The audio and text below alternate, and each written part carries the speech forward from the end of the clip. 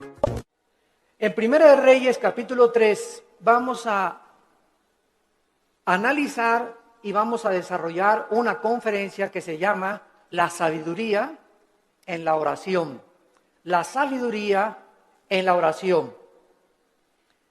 Antes de entrar a este pasaje, la Biblia nos enseña que la sabiduría es una de las bendiciones más grandes que cualquier creyente pueda poseer.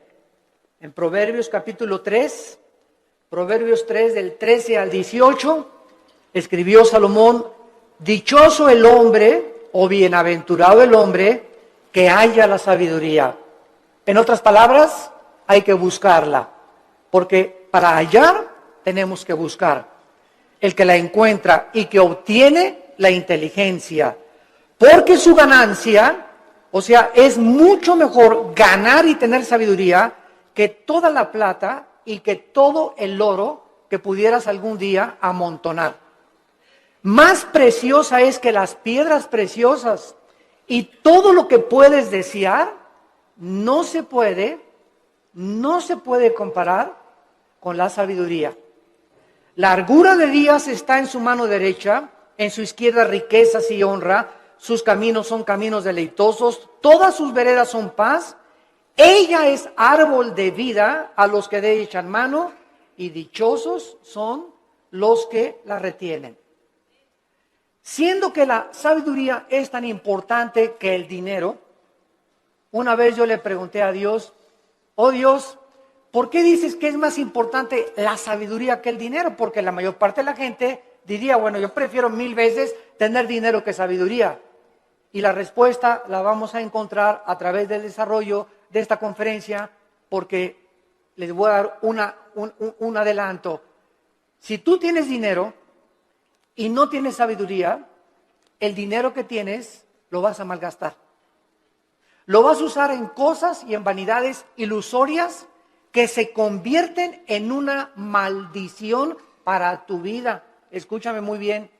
Personas que tienen dinero y no saben cómo usarlo, el dinero se convierte en una maldición para sus vidas.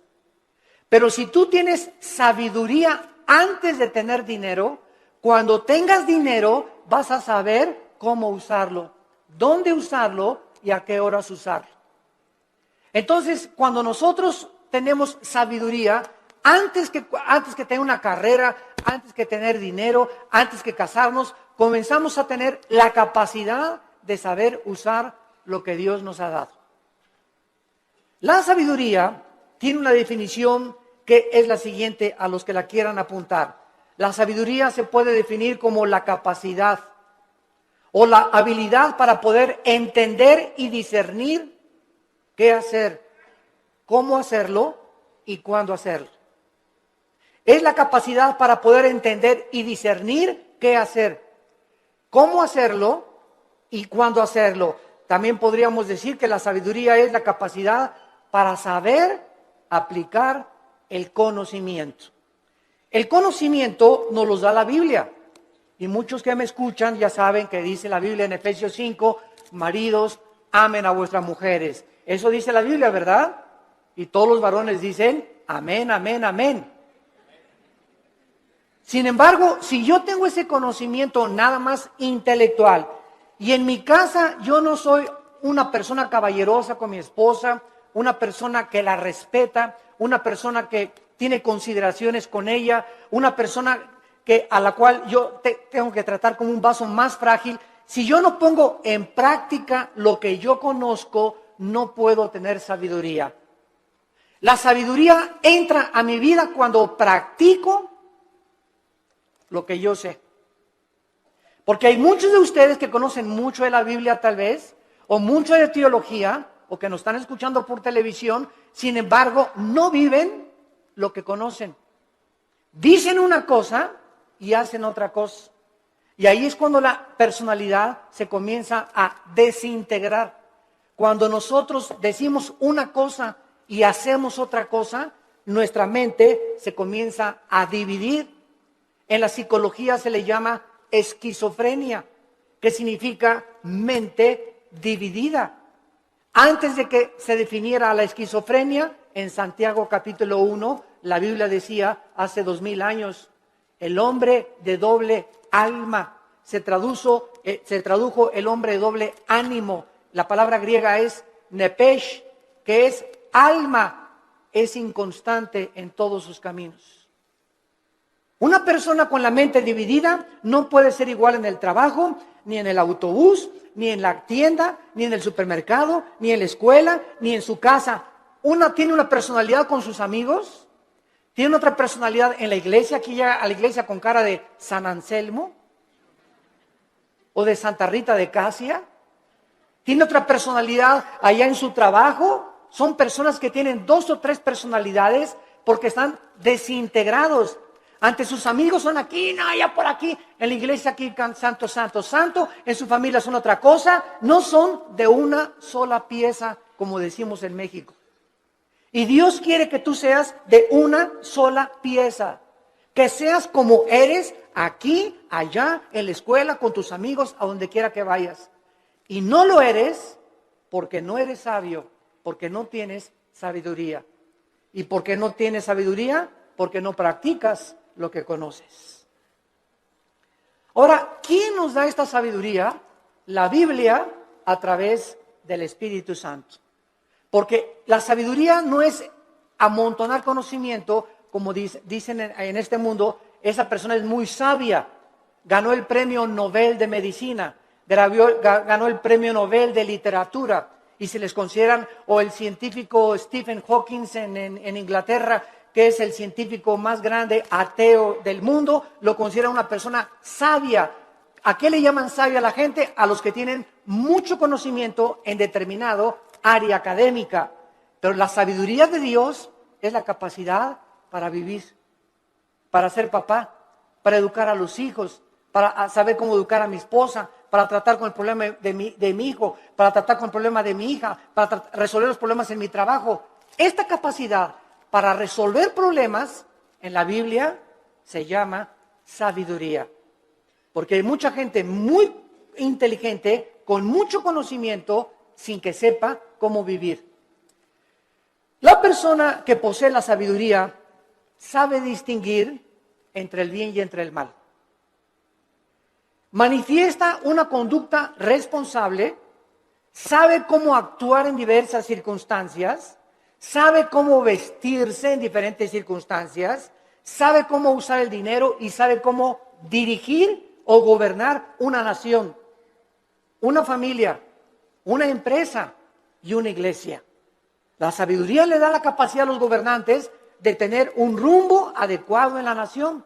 ¿Qué es lo que vemos ahorita en el mundo? Un mundo de naciones, más de 200 naciones, con gobernantes, la mayoría sin sabiduría.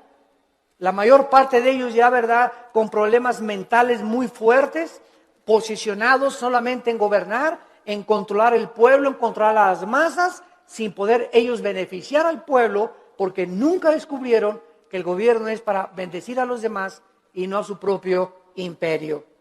En Job, el libro de Job, capítulo 28, versículo 28, dice la Biblia, he aquí el temor del Señor es la sabiduría y el apartarse del mal, la inteligencia. ¿Qué es lo que hace a una persona sabia? Temer a Dios.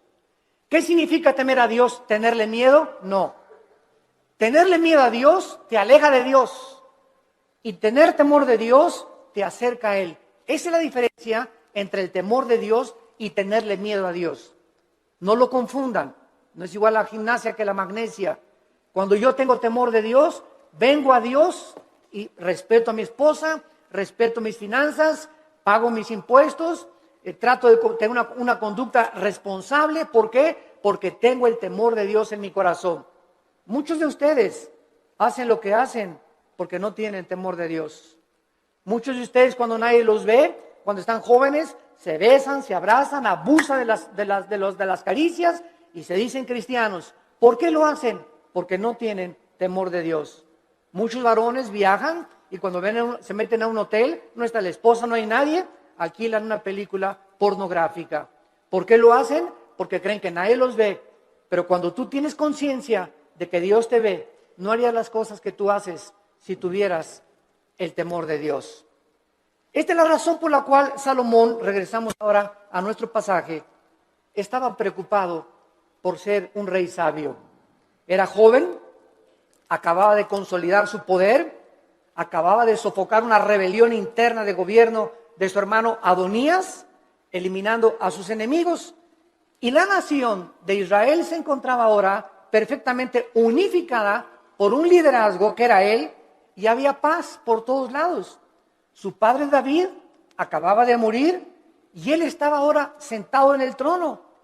Y Salomón, cuando está sentado en el trono, sintiendo su inmadurez, su incapacidad y su falta de experiencia, le pide a Dios sabiduría para poder discernir y poder gobernar a un pueblo tan grande. ¿Qué es lo que nosotros debemos hacer también cuando muchos de ustedes, jóvenes que me escuchan, se casan a los 23 años? Te casas, chamaca, a los 18 años, tal vez porque te embarazaste antes, o te casas a los 20 años de edad. Dices, ¿verdad? Dios mío, tengo 23 años y estoy casado. Y ahora tengo que trabajar y voy a tener que tener sabiduría para educar a mi esposa, para saber qué empleo poder tener, para saber cómo educar a mis hijos. Dios mío, reconozco mi incapacidad. Señor, reconozco mi inmadurez. Oh, Dios mío, ayúdame. Y cuando nosotros tenemos esa actitud de reconocer, Padre, ahora mi negocio creció, las iglesias crecieron, ahora tengo más hijos. Señor, no sé cómo manejar esto. Para eso está Dios, para darnos la sabiduría, la capacidad de saber qué hacer. Y no hablarle a Walter Mercado, ni a la doctora Corazón, ni al psiquiatra, ni al psicólogo, sino consultar en su palabra. Aquí en la Biblia se encuentran los consejos de la sabiduría y de la inteligencia. Esto es lo que Salomón adquirió cuando se sentó. Y vamos ahora a darle lectura al primer capítulo del primer libro de los Reyes, capítulo 3. Y vamos a ver en primer lugar algunas cosas que nos comienzan a vislumbrar el corazón de Salomón antes de entrar en el tema principal de la conferencia. Veamos en primer lugar en el versículo 1 el compromiso político y diplomático que Salomón comenzó a ejercer. Salomón hizo parentesco con Faraón, rey de Egipto, pues tomó la hija de Faraón y la trajo a la ciudad de David. Entre tanto que acababa de edificar su casa y la casa de Jehová y los muros de Jerusalén alrededor. Salomón, entrando a su reinado, inmediatamente supo que necesitaba a Egipto, que necesitaba a Siria, que necesitaba a Jordania, que las naciones de alrededor eran importantes para poder tener una buena relación política y diplomática. No quería la guerra. Entonces, Salomón, en aquel tiempo, los países hacían alianzas dando a la hija del rey al hijo del otro rey o al rey mismo. Entonces, los matrimonios en tiempos de Salomón eran por compromiso político. No necesariamente Salomón se enamoró de la hija de Faraón, tal vez ni la conoció, sino simplemente al ser la hija de Faraón de Egipto y casarse con Salomón, rey de Israel, Egipto e Israel hacían una unidad, hacían un compromiso a través del matrimonio. Es lo que significa la palabra hebrea parentesco en el versículo 1. No veo que muchos tengan sus Biblias en esta mañana. Trajeron el Calimán. La palabra parentesco es la palabra chatán en el hebreo. Chatán, que significa compromiso a través de un matrimonio político. Es la palabra que usaban para poder llevar a cabo los matrimonios políticos. Muy bien. Sin embargo, cuando Salomón adquiere el compromiso por política y diplomacia con la hija del faraón, Salomón estaba violando una ley que dice en el libro de Deuteronomio, capítulo 17, versículo 14. Deuteronomio 17, 14, que Dios había dado en el monte Sinaí a Moisés para los gobernantes. Dice Deuteronomio 17, versículo 14, cuando hayas entrado en la tierra que Jehová tu Dios te da, y tomes posesión de ella y la habites, y digas, pondré un rey sobre mí, como todas las naciones que están en mis alrededores, ciertamente pondrás por rey sobre ti al que Jehová Dios escogiere. De entre tus hermanos pondrás rey sobre ti. No pondrás hombre extranjero que no sea tu hermano, pero él no aumentará para sí caballos, ni hará volver al pueblo a Egipto, con el fin de aumentar caballos, porque Jehová los ha dicho, no se vuelvan nunca por este camino. Versículo 17, ni tomará para sí muchas mujeres. Dios siempre estuvo en contra, ¿verdad?, de la poligamia, siempre, siempre. El hecho que Salomón y el hecho que David hayan tenido varias mujeres no implica que era la voluntad de Dios, porque la voluntad de Dios es doble. La voluntad de Dios es permisiva y la voluntad de Dios es directiva. Dios te da permiso de que te cases con ese roto quinto patiero. Dios te da permiso de que te hagas socio de esa persona que no es cristiana. Pero no significa que al permitirte Dios que hagas lo que hagas, no significa que era su voluntad que te casaras con ese muchacho o con esa muchacha, porque lo hiciste encaprichado en hacer algo y Dios nos deja que nosotros recojamos las consecuencias de lo que hemos arado y de lo que hemos sembrado. La cosecha es de nosotros, pero no significa que era la voluntad directiva de Dios. La voluntad directiva de Dios es: yo tengo para ti una mujer que te va a ser fiel, que va a ser la mujer de tus hijos. Espera el tiempo en que yo te la traiga. Si tú te impacientas, te casas con la equivocada y te va como infierno. Y después cuando te cases, pues es que Dios, si hubiera querido, hubiera impedido que me casara con Chencho. ¿Sabes una cosa? Dios te dejó que te casaras con Chencho y claro que lo podía impedir, pero si lo hubiera impedido, hubiera violado tu libertad, el libre albedrío. Y ya no seríamos, ¿verdad?, personas, agentes morales, seríamos robots y seríamos títeres de un Dios que Él hace lo que Él quiere. Y Él nos ha dado el libre albedrío para que seamos responsables de las decisiones y las consecuencias que las decisiones que hagamos vamos a recoger. Vamos a ver después cómo acabó Salomón precisamente por estas decisiones equivocadas que llevó a hacer. En segundo lugar, dice el versículo 2 que hasta entonces, o sea, hasta el tiempo de Salomón, el pueblo sacrificaba en los lugares altos, donde regularmente los paganos hacían los sacrificios. Y Dios nunca quiso que Israel sacrificara en los lugares altos, pero hasta que Salomón acabó el templo y se ofrecieron sacrificios en el lugar donde Dios quiso que se ofrecieran, Dios permitió que se llevaran a cabo sacrificios en los lugares altos.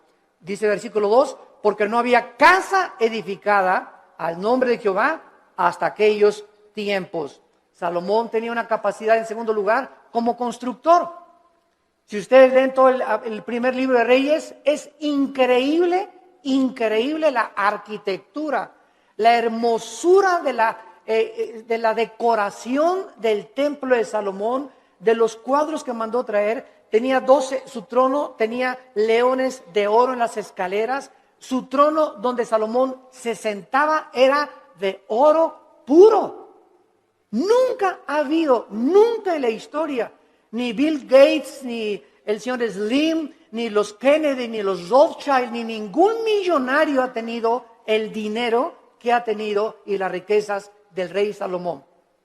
Pero al mismo tiempo que Salomón ha tenido las riquezas inimaginables que cualquier persona haya podido alcanzar, ni los árabes tampoco, ni los sheiks en Arabia, Salomón al mismo tiempo, vamos a ver, era el hombre más sabio de toda la historia que ha existido.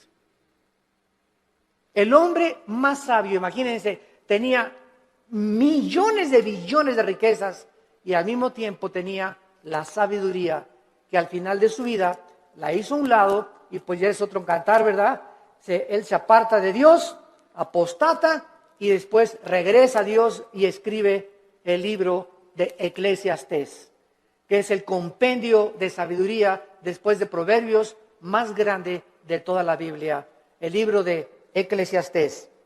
Muy bien, ahora sí, vayamos a comenzar a analizar esta oración que Salomón, consciente de su inmadurez, comienza a hacerle a Dios. Dice el versículo 5, y se le apareció Jehová a Salomón en Gabaón. Se le apareció Jehová a Salomón en Gabaón. ¿A cuántos de ustedes se les ha aparecido Dios? Todos podemos decir, ¿verdad? A ninguno. Pero esto es una verdad parcial, porque cada vez que hables la Biblia, se te aparece Dios. Ya no tenemos manifestaciones visibles de Dios, ni audibles, como en los tiempos antes en el Antiguo Testamento. Pero ahora nadie puede decir, bueno, si a mí se me aparecía Dios, ¿sabes una cosa? Ahora no solamente se le apareció Dios para decirle algunas cosas, sino que ahora tenemos todo el consejo de Dios en la Biblia. Todo lo que Dios tenga para decirnos ya se encuentra en la Biblia. Después de la Biblia no hay nada más que Dios nos tenga que decir. Por eso la Biblia es un libro sellado. El que le agregue algo a estas palabras o el que le quite algo a estas palabras, dice Apocalipsis capítulo 22, las maldiciones de este libro caerán sobre esa persona. Por eso cuando hoy oímos, ¿verdad?, que tantas cosas de profecías, y el Señor me dijo que iba a entrar una muchacha con vestido verde y vas a casar con ella. Y el Señor me dijo que de aquí de esta iglesia van a salir ríos de agua viva. Y el Señor dice que un avivamiento va a venir en Guatemala, o va a venir en España, etcétera, etcétera. ¿A quién le dijo eso el Señor? ¿Quién sabe? Tal vez cenó pizza en la noche, a las 12 de la noche. Y comienzan a decir cosas que no están en la Biblia, que asumen que Dios dijo, pero Dios no lo dijo. Porque profetizar no es anunciar el futuro. Profetizar es comer esta palabra, y cuando hablas esta palabra. La persona que predica la palabra es un profeta. Un profeta no es una persona que dice, va a pasar esto o va a pasar aquello. Esos son adivinaciones. No confundas la profecía con la adivinación.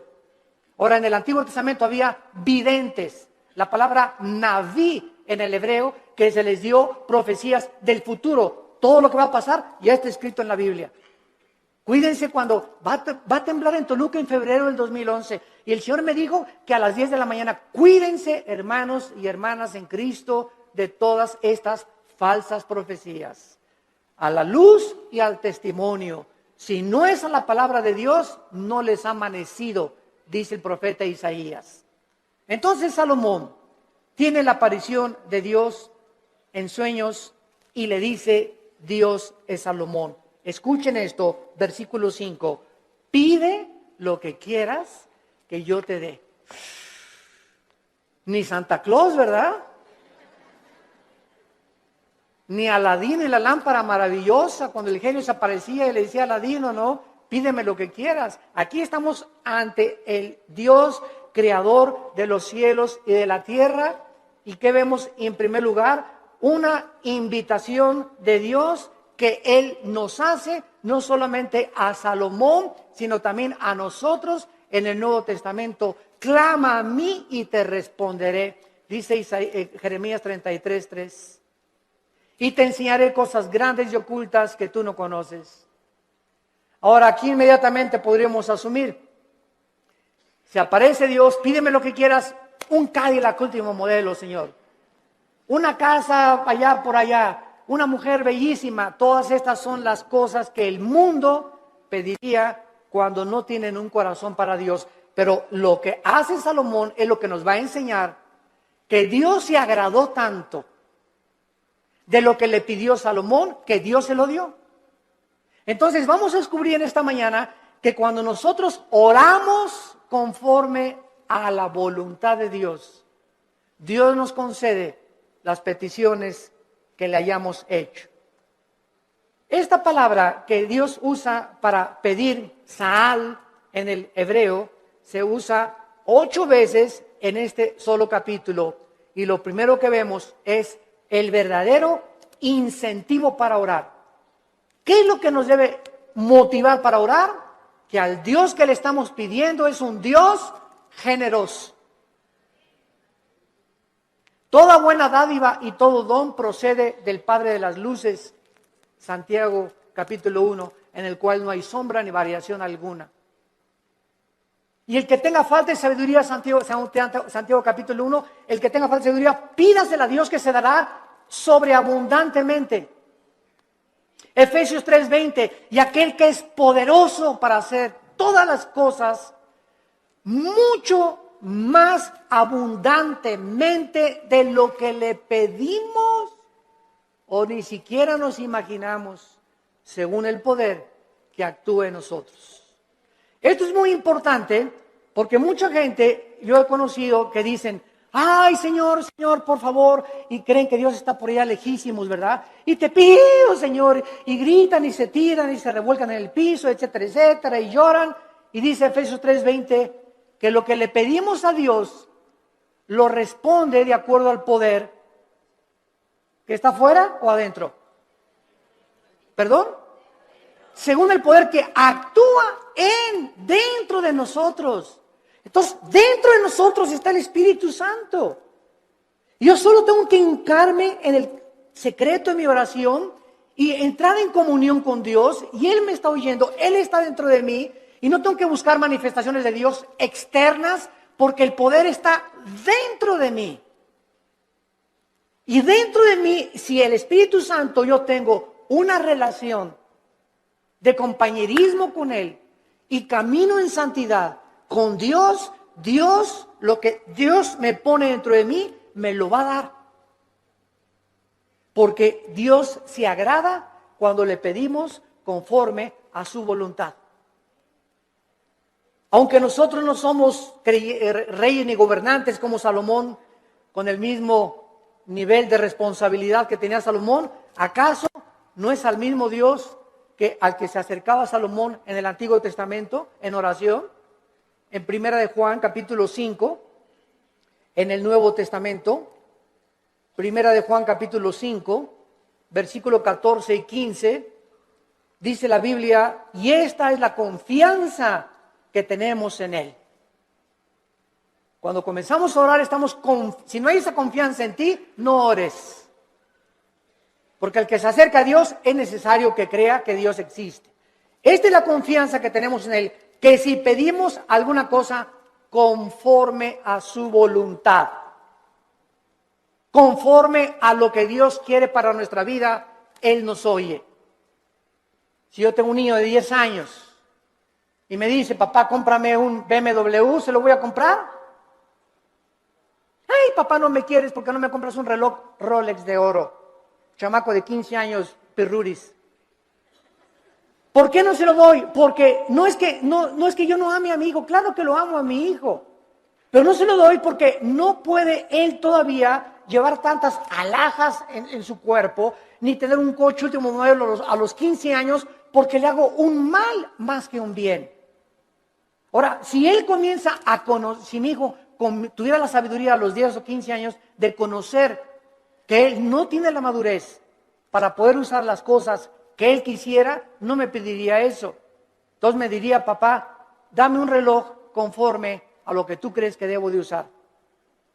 Dame un coche, conforme el coche que tú quieras, dámelo. Ya no le pediría un Cadillac, sino, Señor, lo que tú me quieras dar. Entonces, es importante que nosotros sepamos cuál es la voluntad de Dios para nuestras vidas. ¿Y cómo la puedes saber? Leyendo la Biblia. ¿La lees diario? ¿La memorizas diario? Este año, si te pasara aquí al frente, a ver, pásala aquí, Pancholín. ¿Cuántos versículos ahorita, dinos de memoria a toda la iglesia, o cuántos capítulos de la Biblia memorizaste en el año 2010? ¿Te sabes el Salmo 23 de Perdis? ¿Te sabes de Perdis el Salmo 91? ¿O nada más sabes Juan 3:16? De tal manera amó Dios al mundo que dio a su Hijo unigénito. ¿Cuántos versículos memorizas a la semana? Si tú no memorizas la palabra de Dios no la puedes guardar en tu mente. Si no la guardas, no la puedes meditar. No puedes pensar en ella, murmurarla, reflexionar en ella, ponderar en ella, porque necesitamos memorizarla, masticarla, asimilarla y guardarla en nuestro corazón. Y ahí se queda, y largura de días y años de vida y paz te aumentarán, y la sabiduría comenzará a manifestarse en tu vida. Hermanos, el cristianismo no es venir aquí solamente el domingo, de 9:30 a 11 de la mañana, o de 12 a 3 o al servicio a la iglesia que tú vayas. El cristianismo es creer lo que Dios dice. Josué de día y de noche medita en este libro de la ley, le dijo Dios en Josué 1:8 y 9, para que prosperes. Ay, hermano, no salgo de perico perro. Y en el 2010 no me alcanzó ni para la colegiatura, no tengo ni para el aguinaldo, no tengo esto, no tengo aquello. Y Dios te pregunta, ¿y por qué si tienes un padre millonario?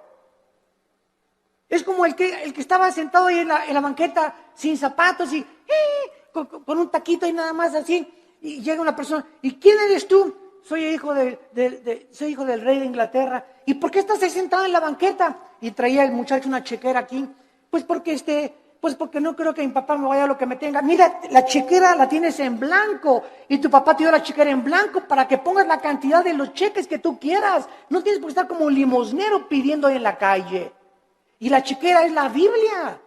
Tenemos la chequera de Dios para que la guardemos aquí en nuestro corazón y no andemos ahí mendigando ni causando lástimas. Tenemos un Padre que nos quiere dar todo, pero ¿por qué no nos los da? Porque le pedimos conforme a nuestros gustos.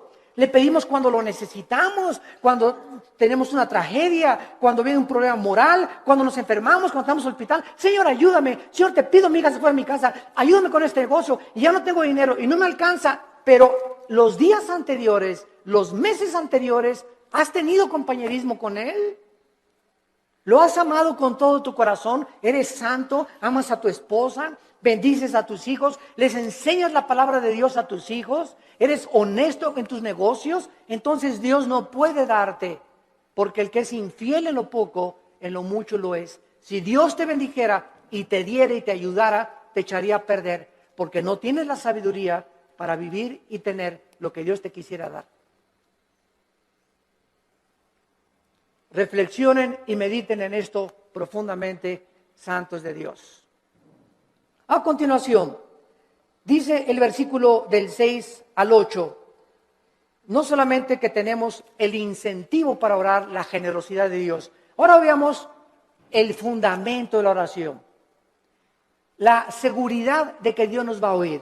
Dice el versículo 6 y 7, Primera de Reyes capítulo 3, si Salomón dijo, dame un Cadillac, hazme millonario, dame $1,000,000 y le doy $500,000 de ofrenda a la iglesia. Es la oración de casi todos los cristianos. Bendíceme, Señor, si me das 5 millones de pesos, te prometo que le doy 3 millones de pesos a la iglesia. ¿Sabes una cosa? Te dice, ¿cuánto tienes ahorita en el bolsillo? Pues ahí tengo como unos 5,000 pesos. Primero sé fiel con los 5,000 pesos antes que me pidas 5 millones de pesos. Y si no has sido fiel con lo poquito que te he dado, tampoco lo vas a hacer cuando yo te lo dé. A mí no me ves la cara, dice el Señor. Dios no puede ser burlado. Entonces tenemos que entender eso, ¿verdad? Vean ustedes ahora cuando Dios le dice a Salomón, pídeme lo que quieras. ¿Por qué Dios le concedió a Salomón lo que le concedió? Salomón le contestó, en primer lugar, tú hiciste gran misericordia a tu siervo David, mi padre. En primer lugar, recuerda, antes que nada, antes de pedirle, recuerda lo que él había hecho con su padre anteriormente.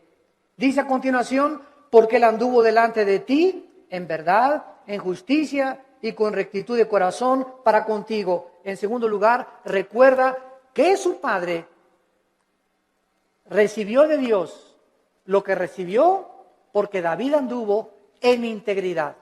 ¿Qué es integridad? Hacer lo que nosotros decimos. Vivir lo que nosotros predicamos. Si tú predicas una cosa y vives otra cosa, no eres una persona integral, íntegro. Te estás desmoronando, te estás desintegrando, tu mente se está dividiendo y se puede dividir en 2 partes, en 3 partes, hasta en 4 partes. Y después los psicólogos entran y dicen, desórdenes múltiples de la personalidad humana. Personas que tienen hasta 5 personalidades y que se consideran como psicópatas, que ya tienen que ser internados en un hospital para enfermos mentales, que nunca su problema fue el problema mental, su problema fue que nunca resolvieron sus pecados pasados. No quisieron oír la voz de Dios en sus corazones. En tercer lugar, dice David, y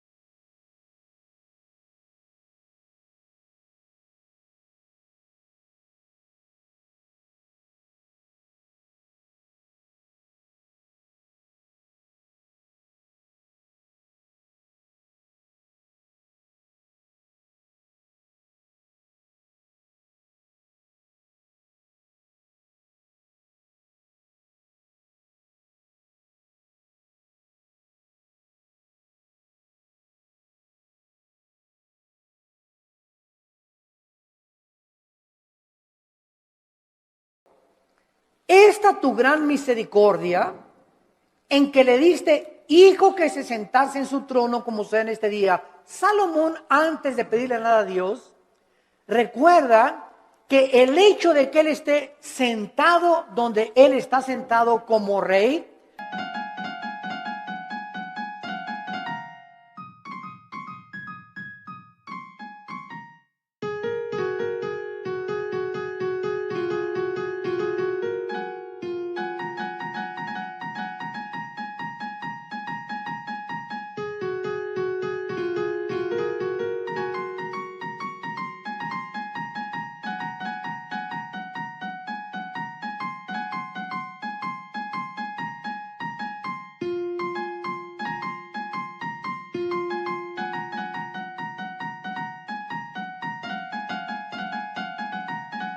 no es porque él lo mereciera. Era inmaduro, no había hecho nada para Dios, estaba construyendo apenas el templo, sino que Salomón dice, yo estoy como estoy y yo estoy como rey de Israel porque tú hiciste un pacto con mi papá.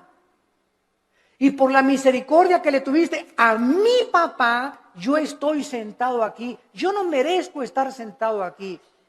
Lo estoy por causa de la misericordia que tú tuviste para con mi padre. Y esto es algo muy importante porque muchos de ustedes están donde están por las oraciones de tu mamá, por las oraciones de tu padre, tal vez las oraciones de tu abuelo que tú no llegaste a conocer. Pero Dios nos ha prometido, la generación de los justos será bendita. La generación de los justos será bendita y sus hijos heredarán la tierra. Salmo 112, 1 y 2. ¿Qué significa esto? Que aunque tengamos nosotros todavía hijos que vemos que no vienen al camino, yo conozco muchos grandes hombres de Dios, muchos misioneros que murieron y sus hijos no eran cristianos y se salvaron después de que se murieron los papás. Pero Dios cumplió su palabra. Entonces, el hecho que muramos y no alcancemos a ver a muchos de nosotros, a todos nuestros hijos salvos, no implica que Dios no va a cumplir su palabra. Dios va a cumplir su palabra. Y nuestros hijos son benditos. Y aunque ahorita pertenezcan muchos al diablo, Dios los va a arrebatar de sus garras. ¿Y sabes por qué? Por la misericordia que Él tiene con nosotros, sus padres, que caminamos con Él. Pero si tú no eres un padre que caminas con Dios, si tú no eres un padre fiel con Dios, si tú no caminas en santidad, estas promesas no pueden tener cumplimiento. La misericordia de Dios es sobre los que le temen y sobre de ellos hará conocer sus pactos. Y vemos enseguida cuando le dice Dios, cuando le dice Salomón en el versículo 6, finalmente, tú le has reservado esta misericordia en la que le diste, hijo, que se sentase en su trono, como sucede en este día. Vemos la fidelidad de Dios de una forma maravillosa.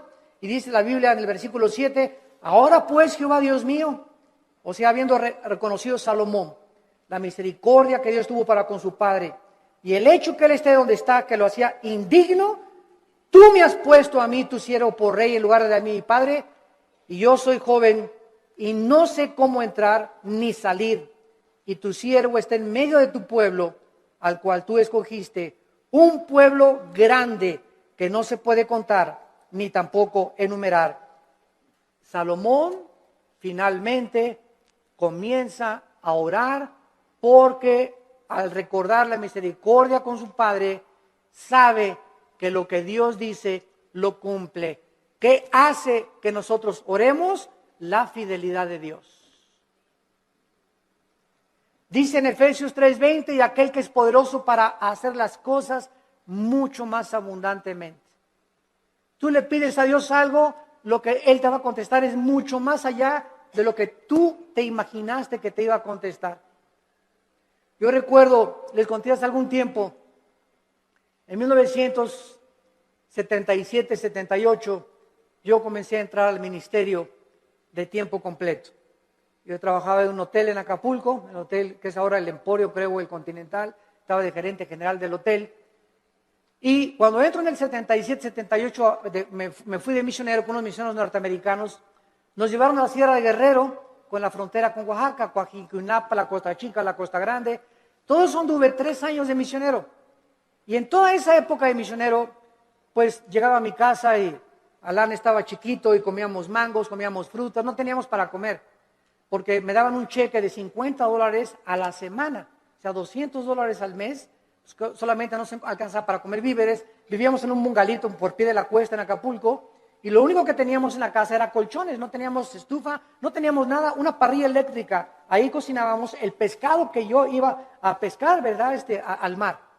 Entonces, durante todo ese tiempo, Dios me mostró su fidelidad. Nunca nos faltó pescado, nunca nos faltaron mangos en los árboles, ni tampoco manzanas. Y peces, aventaba el anzuelo y a las 2-3 horas agarraba 3 o 4 huachinangos y grandes peces y comíamos ostras y comíamos las cucarachas que se pegaban en las piedras. Me bajaba a bucear y las raspábamos así con limoncito, ¿verdad? Ricas así, y eso es lo que comíamos por 3 años.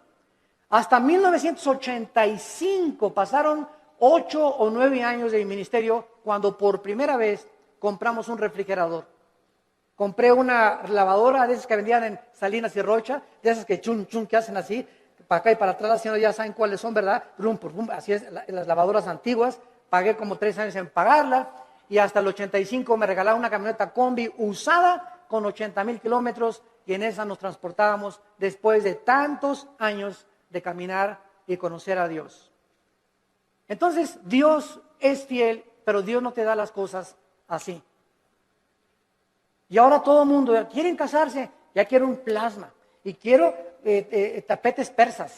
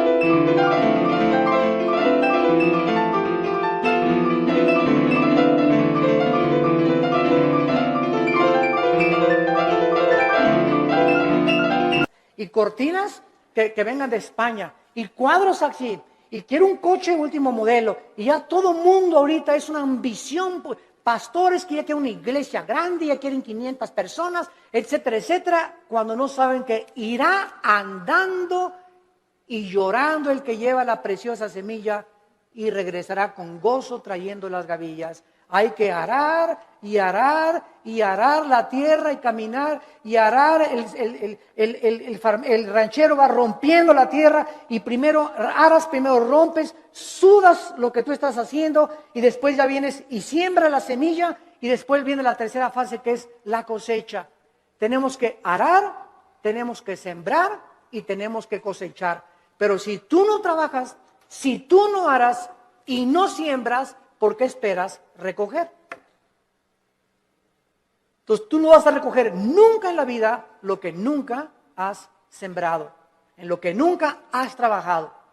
¿Quiénes son los que poblan las cárceles? Almoloya, el reclusorio, personas que creyeron que sin trabajar, sino quitándole el dinero o vendiendo algo rápido, droga, podían obtener ganancias inmediatas y tarde o temprano acaban en esas cárceles. Porque la Biblia dice, ganarás el pan con el sudor de tu frente. Y todo lo que es fácil y lo que es barato no tiene la bendición de Dios. Dinero mal habido será maldecido. Es una ley inexorable espiritual. Salomón, pues, comienza a decirle a Dios, yo soy joven, no sé cómo levantarme, no sé cómo gobernar, no tengo la madurez y quiero, por favor, Señor, versículo 7, que me des a mí, versículo 8, la capacidad para poder gobernar. Cuando Dios le dijo a Salomón, pídeme lo que quieras, Dios estaba probando el corazón de Salomón.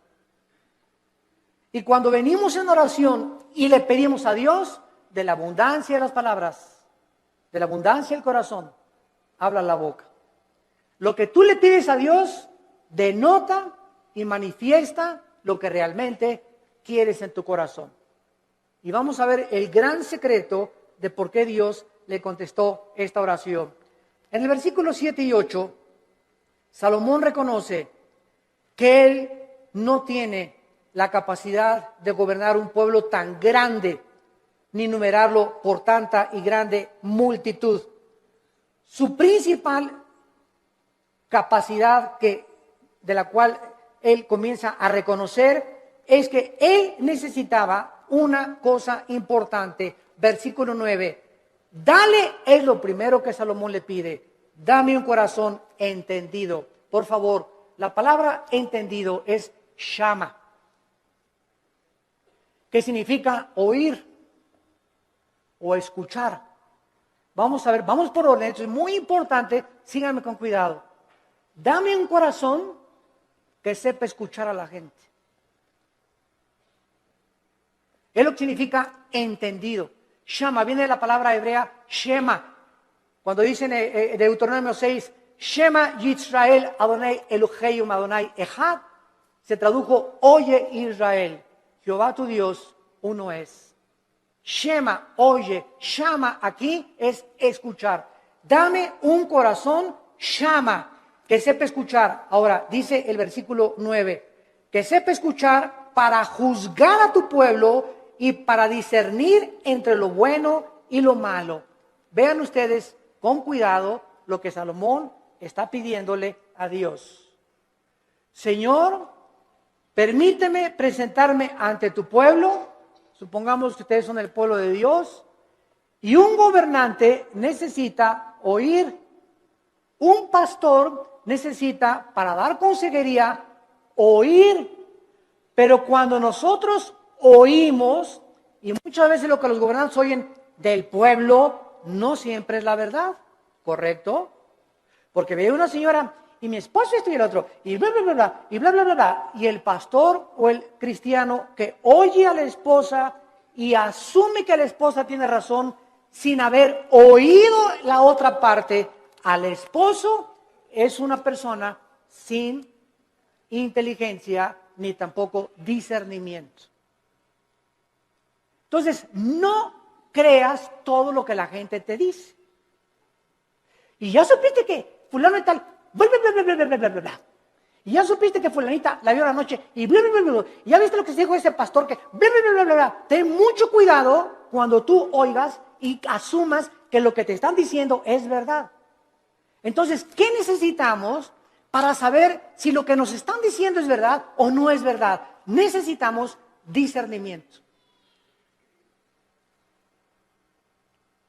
Y el discernimiento es una capacidad que el Espíritu Santo da para poder distinguir entre el bien y entre el mal, entre la mentira y la falsedad, entre lo que es real y lo que no es real.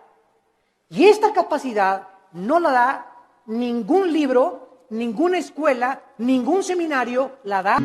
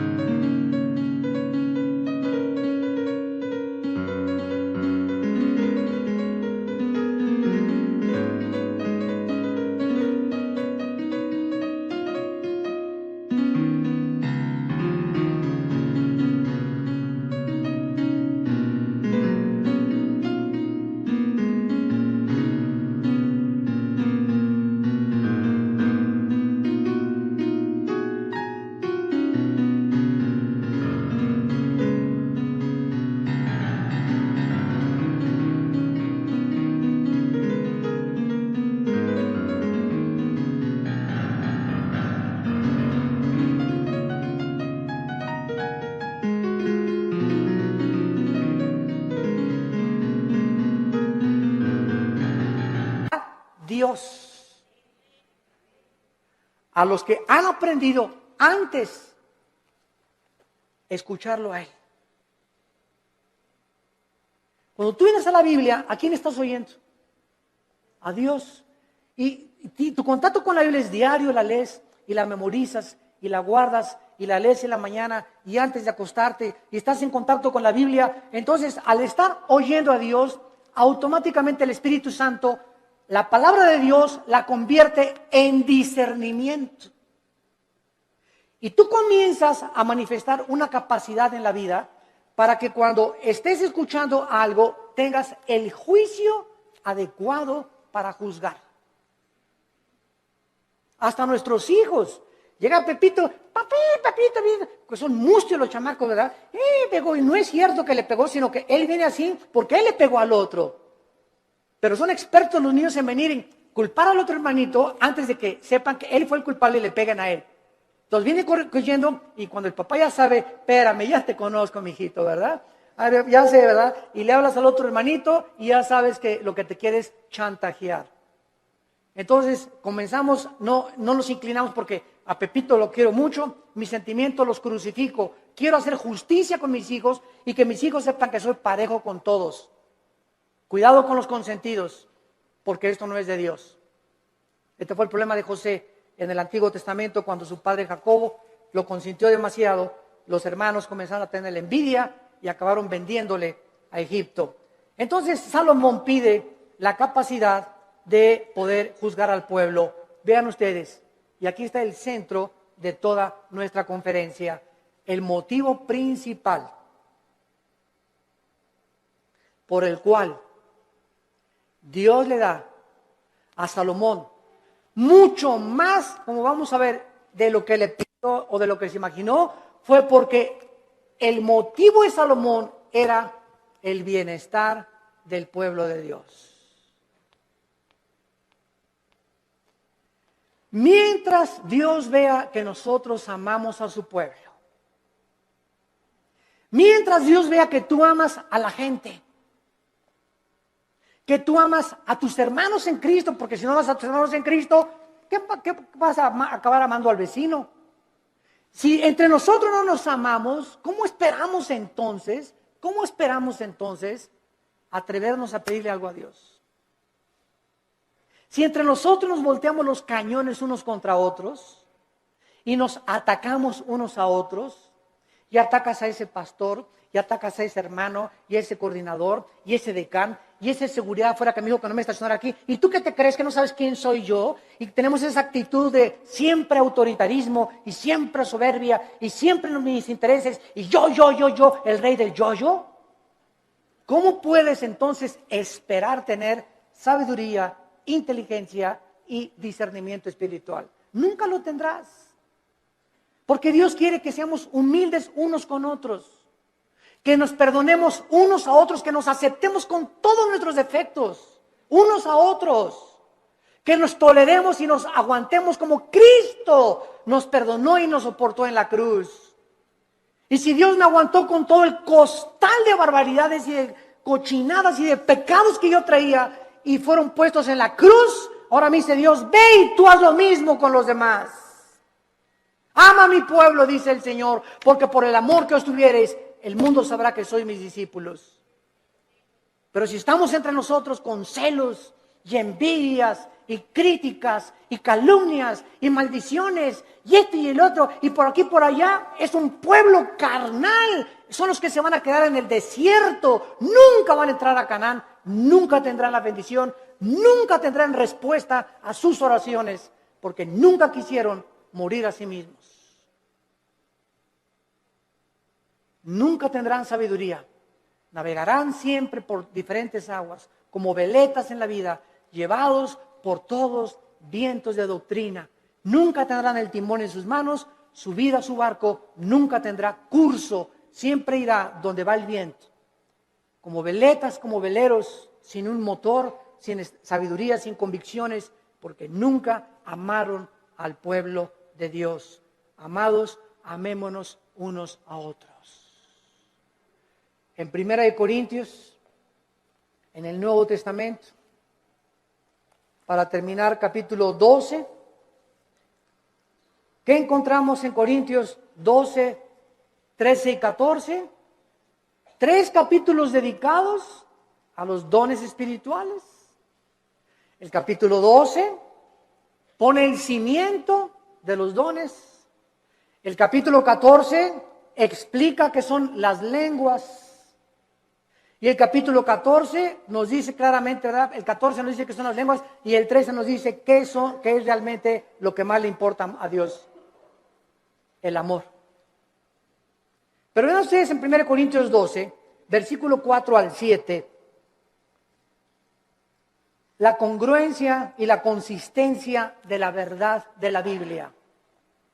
1 Corintios 12, 4. Ahora bien, hay diversidad de dones, pero el Espíritu es el mismo.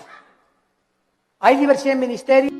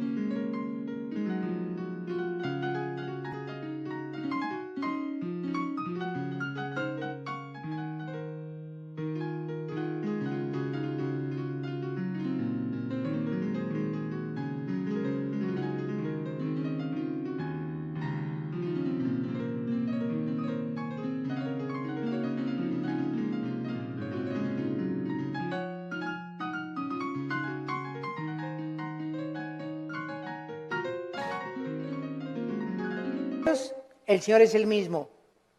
Hay diversidad de operaciones, pero Dios que hace todas las cosas es todos el mismo. Versículo 7, importantísimo. Pero a cada uno, a Pancho, a Carmelita, a Josué, a Pepe, a Carlos, o sea, no hay nadie de los que me están escuchando que sean cristianos que no tenga dones. Todos tenemos dones y miren lo que dice, pero a cada uno le es dada la manifestación del Espíritu para provecho. La palabra provecho es la palabra sumiero en el griego, que significa para el beneficio de los demás.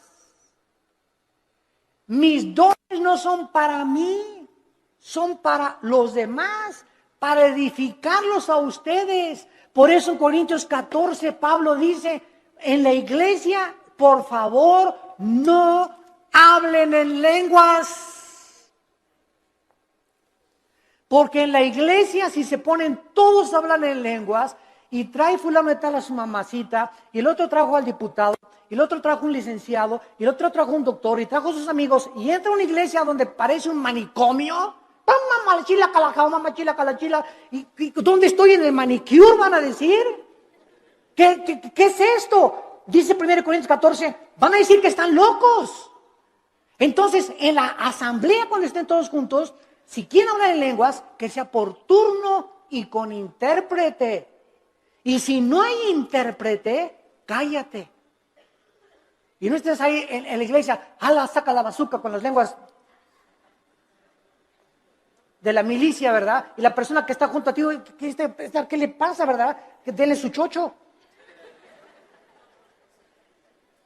¿Por qué no hablamos las lenguas? Porque no son para nosotros, son para edificar. Y cuando hablamos todos no estamos edificando a nadie. Tal vez creemos que nosotros mismos, pero no se trata a nosotros, se trata a los demás. Los corintios eran tan carnales, como todavía hay muchas iglesias actualmente que no han entendido el uso de los dones espirituales. Nunca son para nuestra edificación, es para la edificación de los demás. Les es dado el Espíritu para provecho. Dice 1 Corintios capítulo 14. El que profetiza, versículo 3, habla a los hombres para edificación. Versículo 4, el que habla en lengua extraña, así no se edifica, pero el que profetiza edifica a la iglesia. Versículo 5, así que quisiera que todos hablaran en lenguas, pero más que profetizaran, porque mayor es el que habla, el profetiza, que el que habla en lenguas, a no ser que las interprete, para que la iglesia reciba edificación. Versículo 12, así también ustedes que anhelan dones espirituales, procuren abundar en ellos para edificación de la iglesia. Más de 7 veces en un capítulo dice Pablo, los dones son para los demás, para el beneficio común. Viven para los demás. Padre, dame sabiduría, no para ser sabio, para educar a mi familia. Padre, dame sabiduría para ser pastor y ser un pastor que sepa aconsejar para poder bendecir a tu pueblo. Padre, dame propiedades o dame bienes materiales conforme a ti para edificar a tu pueblo. No nos interesa para mí, para edificar a tu pueblo. Cuando nosotros tenemos en el corazón el pueblo de Dios, Dios bendice sobreabundantemente. Porque nadie vive para sí mismo, vivimos para los demás. Y el secreto de la felicidad, como les decía ayer en el desayuno, es vivir para los demás. Ahí se encuentra el secreto de la felicidad. Tu casa es úsala para la gloria de Dios. Tu coche, úsalo para transportar hermanos, úsalo para el reino de Dios.